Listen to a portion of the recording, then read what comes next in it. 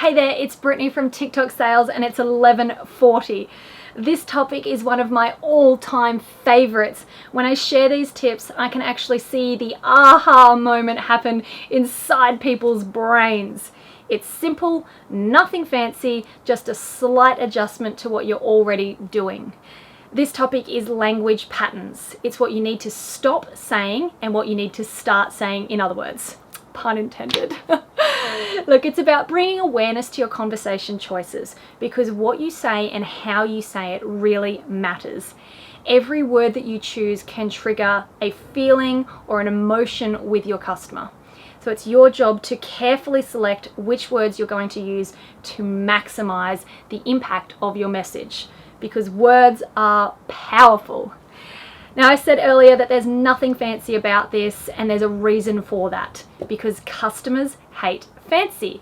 They hate salespeople who are too flowery or too slick. What they're looking for is for you to speak in terms that they can easily relate to.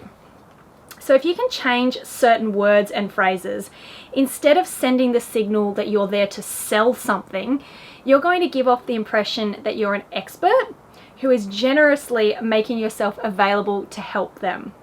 So let's look into some examples that are going to help convince even the most adamant prospects to become paying customers. Okay, stop saying the words cost, fee, buy, and purchase. These words all make it sound like your customer has to pay for it, like they have to give up something that may never come back to them. Instead, use the word investment. An investment is something that they will receive the benefits from later. This implies that your customer is getting a return and they can view it as a good investment.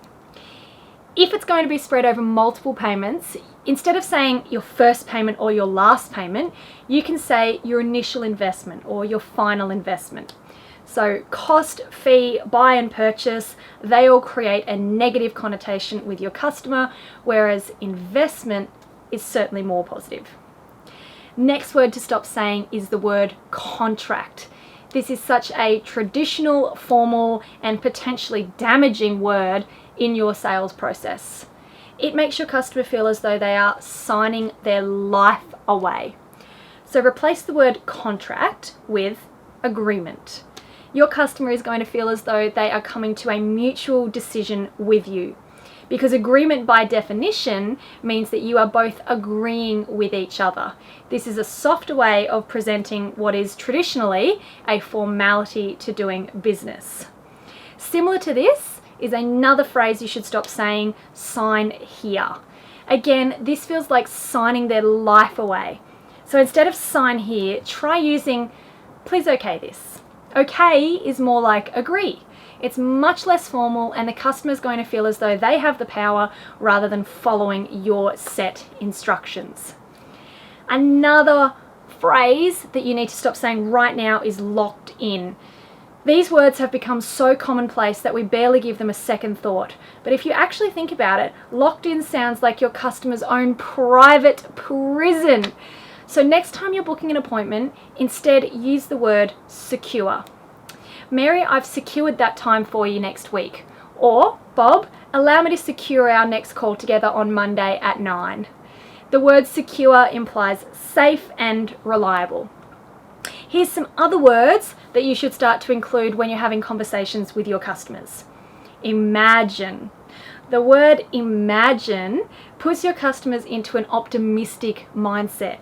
They start to imagine the opportunities that they're going to have if they use your product or service. Because the fact is, people buy better versions of themselves.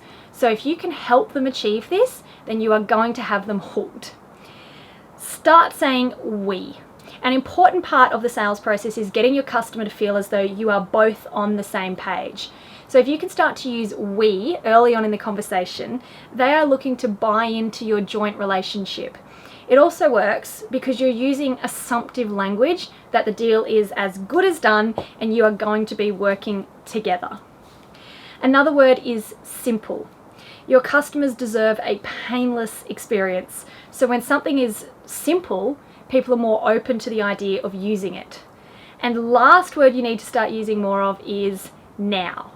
One of the keys to sales is creating a sense of urgency without pressuring your customers for an answer.